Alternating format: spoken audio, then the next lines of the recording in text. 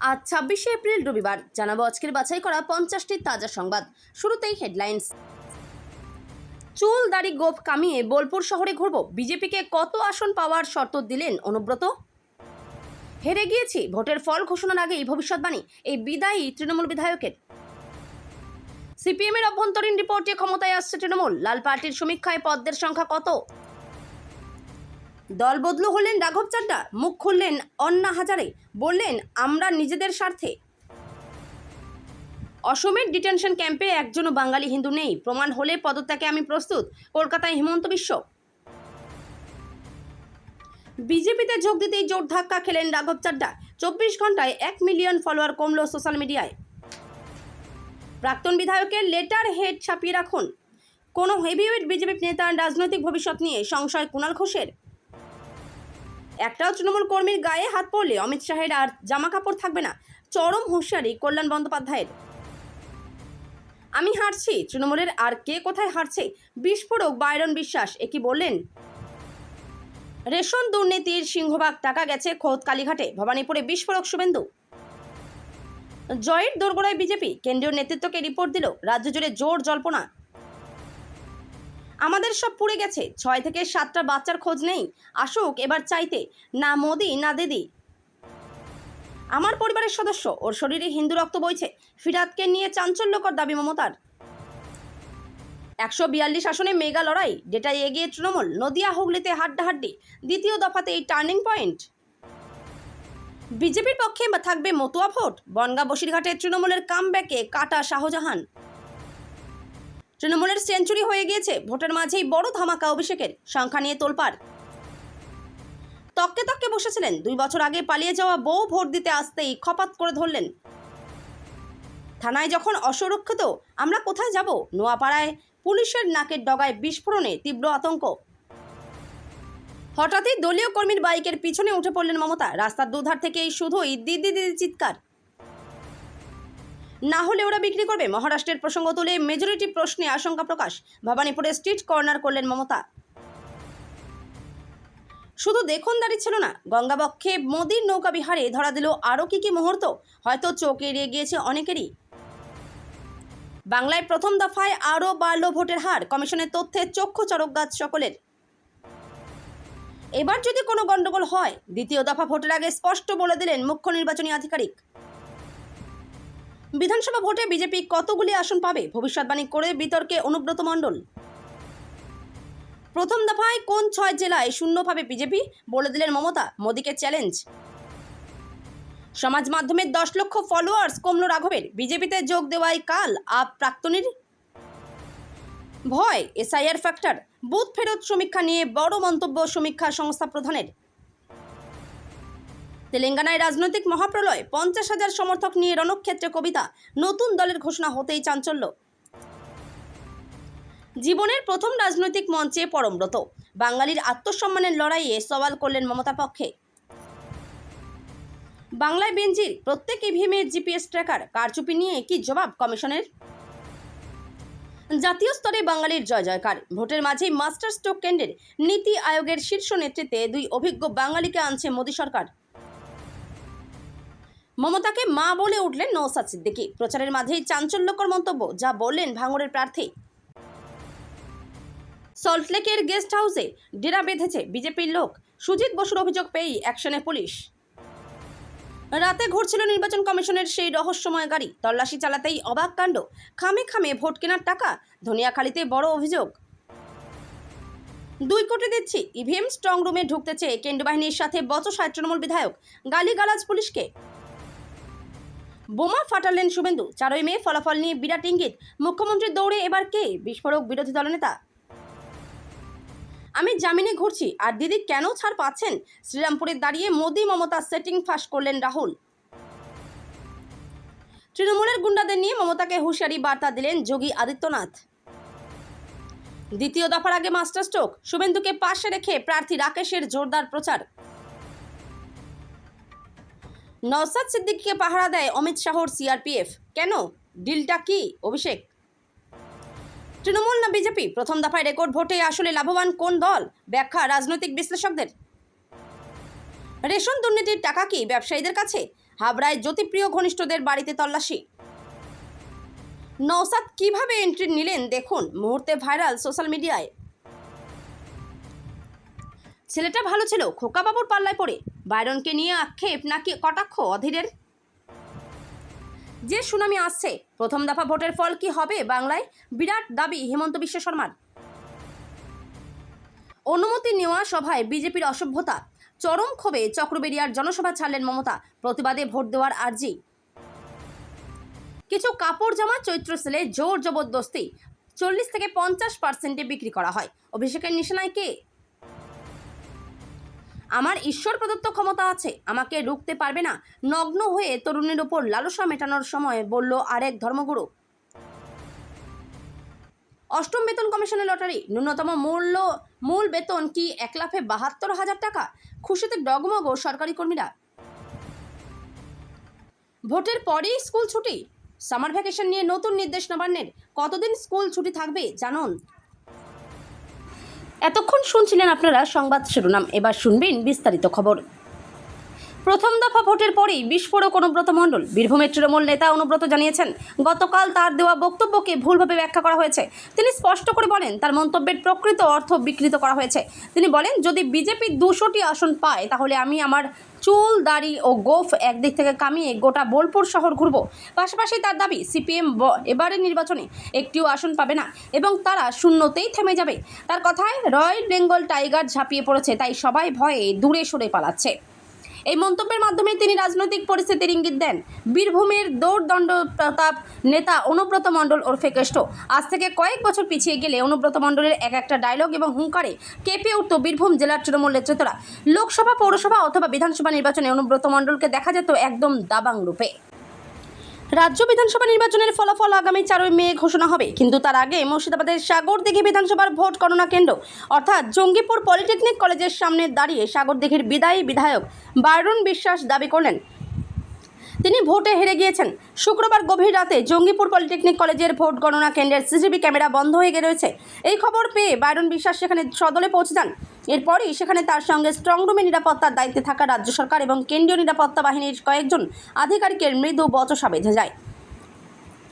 এরপরই সংবাদ মাধ্যমের মুখোমুখি হয়ে বাইরন বিশ্বাস দাবি করেন, শুধু সাগরদিঘি কেন্দ্রে তিনি হারছেন না, জঙ্গিপুর কেন্দ্রে তৃণমূলের বিদায়ী বিধায়ক জাকির হোসেন, ফারাক্কার তৃণমূল প্রার্থী আমিরুল ইসলাম এবং শামশেরগঞ্জ বিধানসভার তৃণমূল প্রার্থী নূর আলমও আসন্ন বিধানসভা নির্বাচনে হেরে যাবেন। আজকের দিন বাদ দিলে দ্বিতীয় দফার ভোট হতে আর 3 দিন বাকি। এই আবহে সিপিএম একটি সমীক্ষা করেছে, সেখানে তারা কত পাচ্ছে এই অঙ্ক কষতে গিয়ে যে ফলাফল তাদের হাতে এসেছে তাতে কপালে ভাঁজ পড়তে পারে বিজেপির, আর অক্সিজেন পেতে পারে তৃণমূল কংগ্রেস, আর নিজেদের শূন্যের গেরো কাটছে বলে তাতে উঠে এসেছে। পাড়ায় চলো থেকে বাড়ি চলো আওয়াজ তোলা হয়েছিল, মিট দ্য ভোটার থেকে বাংলা বাঁচাও। টানা 4 মাস ধরে এমন কর্মসূচি চালিয়েও যে সব ফসল ঘরে তুলেছে তাতে শূন্যের গেরো কাটছে দেখে আপ্লুত সিপিএম বলে সূত্রের খবর। এদিকে সিপিএমের এই অভ্যন্তরীণ রিপোর্ট প্রকাশ্যে আসেনি, তবে তা রয়েছে অনেক নেতার কাছেই। সেখান থেকে যা হাতে এসেছে তাতে আবার ক্ষমতায় আসছে তৃণমূল কংগ্রেস। বিজেপির আসন সংখ্যা কমছে আর তা বেড়ে গিয়েই শূন্যের গেরো কাটছে সিপিএমের। দ্বিতীয় দফার ভোট হবে 142টি আসন, যা হবে আগামী 29 এপ্রিল। এই আবহে লাল পার্টির পক্ষ থেকে চুলচেরা সমীক্ষা করা হয়েছে, প্রত্যেক জেলা থেকে রিপোর্ট চলে এসেছে। আম আদমি পার্টি ছেড়ে বিজেপিতে অন্না হাজারে। দিল্লিতে অন্নার ধর্মমঞ্চ থেকেই জন্ম আম আদমি পার্টির। তদানীন্তন ইউপিএ সরকারের বিরুদ্ধে সেই আন্দোলনকে স্বেচ্ছাসেবক হিসেবে কাজ করেছিলেন রাঘবের দলবদল নিয়ে এবার নিজের মতামত জানালেন অন্না। সংবাদ সংস্থা এএনআইকে দেওয়া সাক্ষাৎকারে রাঘবের দলবদল নিয়ে মুখ করেছেন অন্না। তার বক্তব্য, এক দল ছেড়ে অন্য দলে যাওয়া অন্যায়। সংবিধানে কোনো দলের নাম আছে কি, কোনো পক্ষের উল্লেখ আছে কি? আমরা নিজেদের স্বার্থে এদিক থেকে ওদিক যাই, এদিক থেকে ওদিকে আসি, দল পক্ষ বদল করি। সংবিধান দ্বারা দেশ চালিত হয়, সংবিধান সকলের ঊর্ধ্বে। আম আদমি পার্টির ছাড়ার কারণ জানাতে গিয়ে রাঘব দাবি করেন দলের পক্ষে কথা বলতে চাপ সৃষ্টি করা হতো তাদের উপর। সেই নিয়ে অন্যার বক্তব্য, গণতন্ত্রে প্রত্যেকের নিজস্ব মতামত রয়েছে, কারো মতামত দমিয়ে রাখা উচিত নয়। গণতন্ত্রে প্রত্যেকের দৃষ্টিভঙ্গি আলাদা হতেই পারে। অসমের ডিটেনশন ক্যাম্পে একজনও বাঙালি হিন্দু নেই। একজন বাঙালি হিন্দু ডিটেনশন ক্যাম্পে আছেন বলে প্রমাণ হলে পদত্যাগে প্রস্তুত আমি, কলকাতায় বলেছেন অসমের মুখ্যমন্ত্রী তথা বিজেপি নেতা ডক্টর হিমন্ত বিশ্ব শর্মা। আজ শনিবার কলকাতায় আয়োজিত এক সাংবাদিক সম্মেলনে বক্তব্য পেশ করছিলেন হিমন্ত বিশ্ব শর্মা। বক্তব্য পেশ করতে গিয়ে তিনি পশ্চিমবঙ্গের রাজনৈতিক ও সামাজিক পরিস্থিতির উপর আলোকপাত করে বহু গুরুত্বপূর্ণ বিষয় উপস্থাপন করেছেন। গভীর উদ্বেগ প্রকাশ করে ডক্টর শর্মা বলেন, গত কয়েক দশকে পশ্চিমবঙ্গের জনবিন্যাস কাঠামো দ্রুত পরিবর্তিত হয়েছে। পশ্চিমবঙ্গ, ত্রিপুরা এবং অসম একের অপরের সঙ্গে সম্পর্কিত। যদি একটি রাজ্যেও সীমান্ত খোলা থাকে এবং সেখান দিয়ে অনুপ্রবেশ ঘটে, তাহলে তার প্রভাব গোটা দেশে পড়ে। অসমের ডিটেনশন ক্যাম্পে বাঙালি হিন্দুদের রাখা হয়েছে বলে দাবি খারিজ করে অসমের মুখ্যমন্ত্রী হিমন্ত বিশ্ব শর্মা স্পষ্ট বলেন, তৃণমূল কংগ্রেসের এই অভিযোগ সম্পূর্ণ ভিত্তিহীন এবং বিভ্রান্তিকর। আম আদমি পার্টি থেকে বিজেপিতে যোগ দেওয়ার সুফল এখনও জানা যায়নি, তবে রাতারাতি বিপুল সংখ্যক অনুরাগী হারালেন রাজ্যসভার সাংসদ রাঘব চাড্ডা। ইনস্টাগ্রামে তার অনুগামীর সংখ্যা এক ধাক্কায় নেমে গেল অনেকটাই। মূলত কম বয়সী ছেলেমেয়েরা যারা এতদিন রাঘবের প্রশংসায় মুখর ছিলেন, তারাই সরে এসেছেন বলে জানা যাচ্ছে। সমস্ত জল্পনা কল্পনা সত্য প্রমাণিত করে একদিন আগে বিজেপিতে যোগ দিয়েছেন রাঘব। আসন্ন পাঞ্জাব নির্বাচনে তিনি গুরুদায়িত্ব পেতে পারেন বলে জানা যাচ্ছে, কিন্তু তার এই সিদ্ধান্তে অনেকেই আহত, যার প্রভাব লক্ষ্য করা যাচ্ছে রাঘবের সোশ্যাল মিডিয়া অ্যাকাউন্টেও। সরাসরি রাঘবের সমালোচনা করার পাশাপাশি তাকে ফলো করা বন্ধ করে দিয়েছেন অনেকে। ডিজিটাল যুগে নেতার জনপ্রিয়তার অনেকটাই নির্ভর করে সোশ্যাল মিডিয়ার উপর। এমনকি সোশ্যাল মিডিয়ায় কার কত ফলোয়ার তার উপর নেতার বাজারও নির্ভর করে। বিজেপিতে যোগ দেওয়ার পর রাতারাতি প্রায় 1 মিলিয়ন বা 10 লক্ষের বেশি ফলোয়ার কমে গিয়েছে রাঘবের। প্রথম দফা নির্বাচনের রেকর্ড ভোট পড়েছে, আর তাতেই শোরগোল পড়ে গিয়েছে রাজ্য জুড়ে রাজনৈতিক মহলে। ইতিমধ্যে রেকর্ড ভোট নিয়ে শাসক দলকে কটাক্ষ ছুড়েছে গেরুয়া শিবির। মোদি শাহ থেকে শুভেন্দু অধিকারীদের দাবি বিপুল ভোট আসলে পরিবর্তনের ঝড়, আর সেই ঝড়েই ধুয়ে মুছে সাফ হয়ে যাবে শাসক দল তৃণমূল। উল্টো দিকে তৃণমূল কংগ্রেসের দাবি হার নিয়ে মিথ্যা প্রচার করছে বিজেপি। এত সংখ্যায় ভোট পড়ার আখেরে চতুর্মুখী লাভ রয়েছে তৃণমূলের। শনিবার সকালে সাংবাদিক বৈঠকে এমনই দাবি করলেন কুণাল ঘোষ। বেলেঘাটা বিধানসভা কেন্দ্রের জোড়াফুল প্রার্থী তথা তৃণমূল কংগ্রেসের রাজ্য সাধারণ সম্পাদক এদিন বলেন যে 152টি আসনে ভোট হয়েছে, তার থেকে বেশ কয়েকটি বিষয় স্পষ্ট। শুভেন্দু অধিকারী প্রবল মানসিক চাপ এবং ভারসাম্যহীনতায় ভুগছেন। 29 তারিখ দুপুরে মমতা বন্দ্যোপাধ্যায় হার মেনে নেবেন, এই ধরনের মন্তব্য করেছেন, যে তারই প্রমাণ উনি এক্ষুনি প্রাক্তন বিধায়কের লেটার হেড ছাপিয়ে রাখুন। রাজ্যের বিধানসভা নির্বাচনের পারদ যত চড়ছে, ততই চড়ছে রাজনৈতিক নেতাদের বাকযুদ্ধের মাত্রা। এবার সরাসরি কেন্দ্রীয় স্বরাষ্ট্রমন্ত্রী অমিত শাহকে নজিরবিহীন ভাষায় আক্রমণ শানালেন শ্রীরামপুরের তৃণমূল সাংসদ কল্যাণ বন্দ্যোপাধ্যায়। কন্যাগড়ে এক জনসভায় দাঁড়িয়ে তিনি হুঁশিয়ারি দিয়ে বলেন, তৃণমূলের কোনো কর্মীর গায়ে হাত পড়লে কেন্দ্রীয় স্বরাষ্ট্রমন্ত্রীর শরীরে আর পোশাক থাকবে না। একই সঙ্গে প্রধানমন্ত্রী ও স্বরাষ্ট্রমন্ত্রীকে উল্টো ঝুলিয়ে দেওয়ার নিদানও শোনা গেল তার গলায়। শনিবার উত্তরপাড়া বিধানসভা কেন্দ্রের তৃণমূল প্রার্থী শীর্ষণ্য বন্দ্যোপাধ্যায়ের সমর্থনে কন্যাগড়ে একটি নির্বাচনী সভার আয়োজন করা হয়েছিল। সেই সভা থেকেই কেন্দ্রীয় নেতৃত্বের প্রতি একের পর এক তোপ দাগেন কল্যাণ বন্দ্যোপাধ্যায়। সম্প্রতি বিজেপি নেতৃত্ব বিরোধী শিবিরের প্রতি যে ধরনের কড়া ভাষা ব্যবহার করেছেন, তার পাল্টা দিতে গিয়ে রীতিমতো রণংদেহী মেজাজে ধরা দেন সাংসদ। অমিত শাহের আগের একটি মন্তব্যের রেশ টেনে কল্যাণ বলেন, অমিত শাহ মুখের ভাষা সামলান। বিস্ফোরক বাইরন বিশ্বাস, গভীর রাতে স্ট্রং রুম ড্রামা। দাবি করলেন বাংলায় আর ভোট চলবে না। একই সঙ্গে তৃণমূলের কে হারছে তাও বলেন সাগরদিঘির বিধায়ক তথা তৃণমূল প্রার্থী বাইরন বিশ্বাস। বাইরন বিশ্বাসের অকপট ঘোষণা, সাগরদিঘিতে আমি হারছি। বাইরন বিশ্বাসের এই মন্তব্য সামনে আসার পরই শুরু হয়ে গিয়েছে জোর চর্চা। প্রথম দফার ভোটের পর মুর্শিদাবাদ জেলায় তৃণমূলের রেজাল্ট নিয়ে বিস্ফোরক দাবি বাইরনের দাবি, মুর্শিদাবাদ জেলায় 4 আসনে তৃণমূল হারছে। কোন কোন আসন? সাগরদিঘির বিধায়ক তথা তৃণমূল প্রার্থী বাইরন বিশ্বাস বলেন, আমি আমার বিধানসভা হারছি। জঙ্গিপুরে জাকির সাহেব হারছেন, শামশেরগঞ্জের নূর আলম সাহেব হারছেন, ফারাক্কায় আমাদের আমিরুল হারছে। রাজ্যের কথা বলতে পারবো না। বাইরন বিশ্বাসের এই মন্তব্য সামনে আসার পরই তোলপাড় পড়ে যায় রাজনৈতিক মহলে। রাজ্য রাজনীতিতে রেশন দুর্নীতি ইস্যু ফের উত্তাল হয়ে উঠেছে। শনিবার সকালে যখন ইডি হাবড়া ও বর্ধমান সহ 9টি জায়গায় তল্লাশি চালাচ্ছে, ঠিক সেই মুহূর্তে ভবানীপুরে দাঁড়িয়ে চাঞ্চল্যকর তথ্য দাবি করেছেন বিরোধী দলনেতা শুভেন্দু অধিকারী। তার অভিযোগ, রেশন দুর্নীতির 10,000 কোটি টাকার অন্তত 75% সরাসরি মুখ্যমন্ত্রী মমতা বন্দ্যোপাধ্যায়ের বাড়িতে পৌঁছেছে। জেলবন্দি প্রাক্তন খাদ্যমন্ত্রী জ্যোতিপ্রিয় মল্লিককে নিয়ে মুখ্যমন্ত্রীর সাম্প্রতিক মন্তব্যের পরেই শুভেন্দুর এই সরাসরি আক্রমণ রাজনৈতিক মহলে প্রবল আলোড়ন সৃষ্টি করেছে। তদন্তে উঠে আসা পাচার ও দুর্নীতির নয়া ছক, ইডির সাম্প্রতিক অভিযানে সরকারি গম পাচারের এক অভিনব কৌশল সামনে এসেছে। তদন্তকারী আধিকারিকদের দাবি, এফসিআই এবং রাজ্য সরকারের সিলমোহর দেওয়া বস্তা থেকে কৌশলে সরকারি গম বের করে নেওয়া হতো। সেই গম ভরা হতো সাধারণ সাদা বস্তায়, যা পরবর্তীতে খোলা বাজারে চড়া দামে বিক্রি কিংবা সীমান্ত দিয়ে বাংলাদেশে পাচার করা হতো।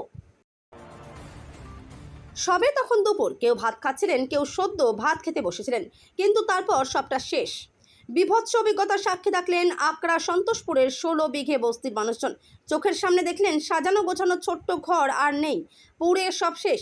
কিচ্ছু নিতে বেরোতে পারেননি ঝুপড়িবাসীরা, শুধু প্রাণটুকু সঙ্গে নিয়ে বেরিয়ে এসেছেন তারা। একজন বললেন 29 তারিখ ভোট, ভোটার কার্ড সব পুড়ে গেছে। আর একজন বললেন আসুক ভোট চাইতে, আমাদের নিরাপত্তা দিতে পারে না, না মোদি না দিদি। একই সঙ্গে এলাকাবাসীর দাবি প্রায় 5 জন শিশুর খোঁজ মিলছে না। ঘড়ির কাঁটায় তখন 1:40 আকরা সন্তোষপুরের বস্তিতে আগুন লেগে যায়। কোনো কিছু বুঝে ওঠার আগেই মুহূর্তেই আগুনের লিলিহান গ্রাসে ঢেকে যায় গোটা এলাকা। কালো ধোঁয়ায় নিঃশ্বাস নেওয়ার দুষ্কর হয়ে ওঠে। দমকলকে খবর দেওয়া হলেও যথাসময়ে আসেনি বলে অভিযোগ। স্থানীয় এক বাসিন্দা বলেন দমকলে 2টি ইঞ্জিন এসেছিল, তার মধ্যে একটা জল ছিল আর একটা খালি।